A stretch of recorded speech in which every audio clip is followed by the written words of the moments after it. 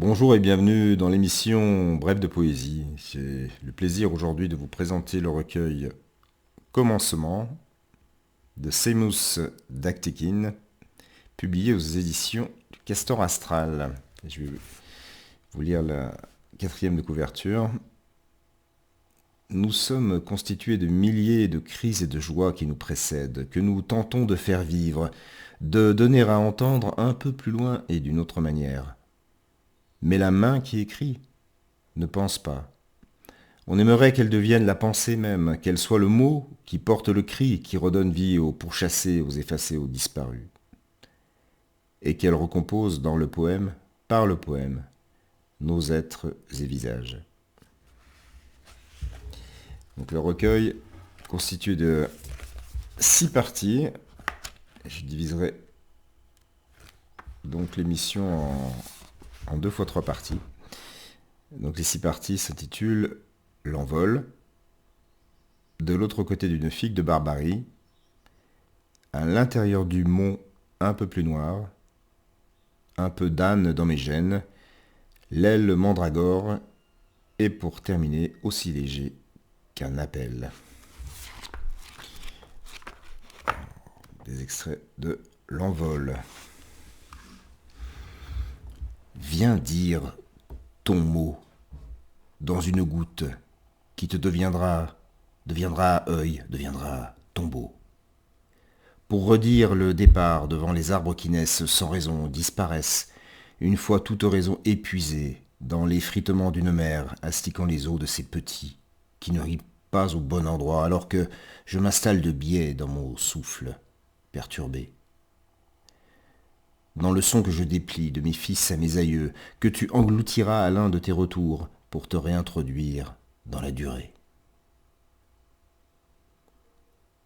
T'es pitance qu'Avril déposera devant Mars, qui se prend pour une garce et va se perdre dans les dunes, tantôt neige, tantôt sable, qui resteront croûte sur la pose endolorie de février. T'es paix qu'un octobre déposera sur la tête d'un chauve qui ira se pendre à l'entrée d'un décembre, tout en ignorant le passé d'un janvier et l'avenir d'un septembre que tu rateras d'une patte. Pour balbutier le rien qui s'agglutine sur ta langue, en couper l'aile qui poussera, cacher la tête qui surgira, qu'il faudra nommer à la fin, dans le désordre qui règne entre la vue et le mot, devant les fleurs sans tige qui effacent mes mains de leurs pétales. Mais commençons par battre l'air, par l'abattre surgissement de sa corne, vider les ventres de leur charge pour qu'ils passent par le murmure et ravivent les langues. Promis, nous enflammerons le jaune et la verdure des mages, nous nous frotterons contre ta tombe comme si nous étions seuls au monde, seuls avec toi, seuls, sans toi dans le monde, sans nous demander ce qui existera à la fin du regard et ravira l'œil au fond de sa tombe. Où débarqueras-tu avec tes mères? Sur quelle vague les atterriras-tu? De quelle tête les accoucheras-tu? De quel vaudou, de quel veau d'or? Apolline errera dans la subtilité des narines comme si elle pouvait retourner à son animal premier, entre le voir et son revers, pour que diffère ce qu'on voit les yeux fermés de ce qu'on voit les yeux ouverts. Je veux partager le rire du monde pour que surgisse de nulle part ce regard. Une tortue sans ailes, qui ne pourra cacher son corps de tourterelle, devenir oreille, goûter la langue, refaire le sens. 2 moitiés de lune sur tes mains, et le cœur battra sous la peau des choses.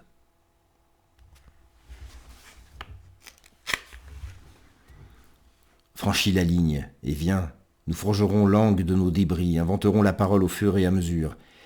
Elle délivrera temps et étendue, deviendra aussi proche que le chien de nos côtes. Un temps qui n'aura pli ni abri, qui se fera son, se fera corps, comme si nous devions nous éparpiller sur les choses pour qu'elles nous dissipent en toute liberté.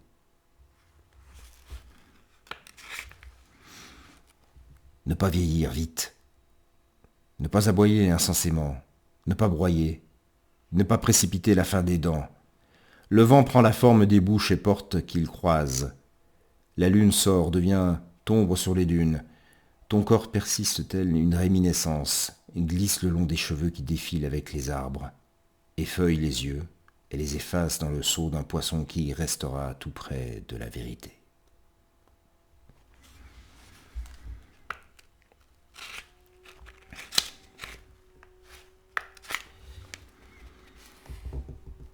Et parler de lapin et d'esmeralda comme rayons en terre limités à ton corps, sur deux moitiés étanches de l'heure, qu'on peut prendre pour ta face et son envers, étalés sur deux moitiés égales d'un jour, avec des noms qu'on ne comprendra que plus tard, givrés les jours pairs, herpès les heures impaires. Une comédie hors d'âge, carré sur le cou, horreur à la sortie, nuages posés sur visage invisible, avant même que le pas ne glisse et que le son ne se retire de la parole. Ce qui passe ne sait où passer, se contente de ce qu'il déplace, avec ou sans supplément d'armes. Ce rythme fou de l'âme dans les balancements de la chair qui ne sait se percher sur quelle cime.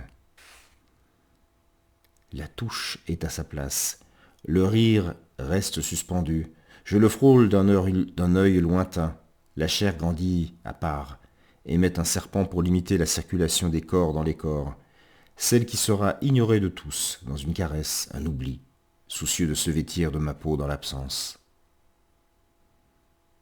Moi aussi, je serai doigt qui éclipserait la tête, cri qui façonnerait la bouche, reformerait la parole, l'approfondirait couche après couche pour être dit hors du rythme et expulser les évidences sans distinction de corps.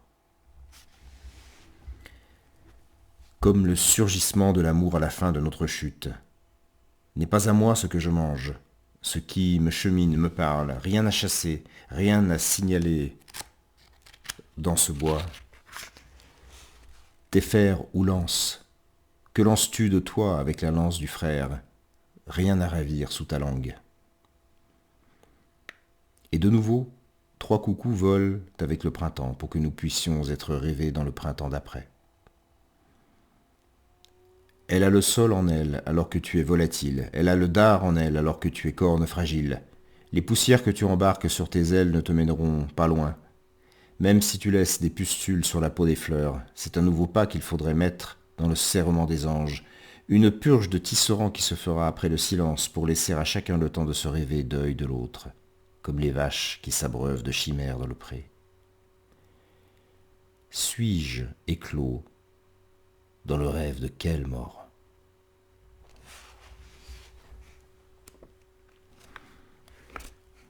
De l'autre côté d'une figue de barbarie.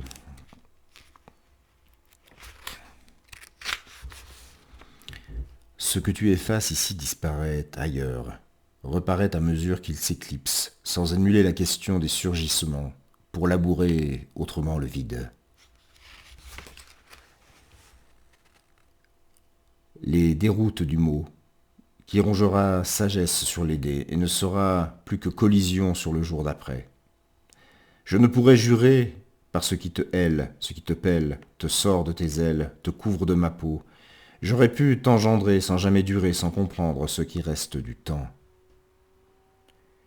Nous sortirons un jour de ce devenir, le laisserons courir vers son point de chute, caché derrière sa forêt de singes, avec son souffle inachevé, comme nos vies, et tomberons de l'autre côté de la barrière, de l'autre côté d'une figue de barbarie.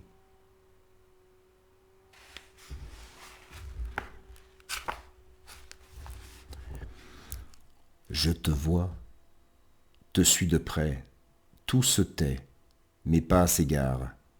Plusieurs filles sur scène dans nos intimités, comédie d'un jour dans la vie de Salomé. Je te regarde venir d'entre les langues avec des esprits qui te mangent, confusément, délire quand on n'est plus d'un, quand on part des rythmes, qu'on y revient, qu'on saute et ne sait où l'on tombera. Je ne suis que visage, tu n'es que miroir, dans le creux qui me sert de visage.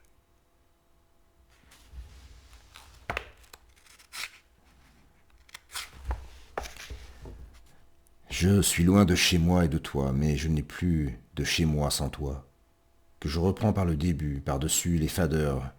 Tu m'expulses des pâtures, veux essayer un nouveau goût dans tes dires, comme les relents que tu fus que je saurais.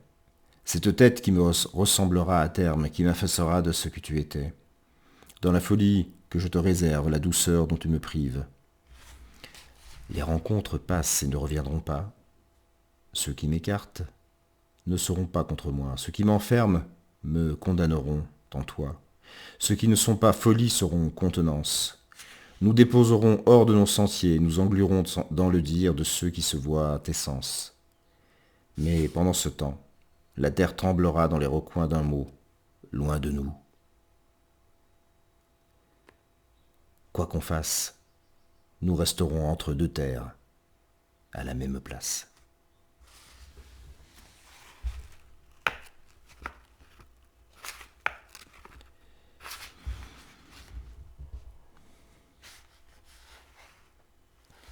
Personne ne s'assoit comme il est, chacun veut s'asseoir comme il sera, s'assoit comme il s'imagine. La fuite se fera sans nous la suite.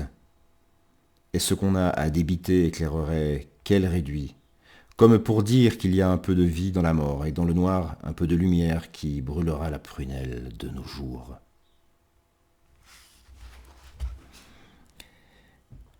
Et un extrait de la troisième partie à l'intérieur du mont un peu plus noir, pour terminer cette première partie de l'émission consacrée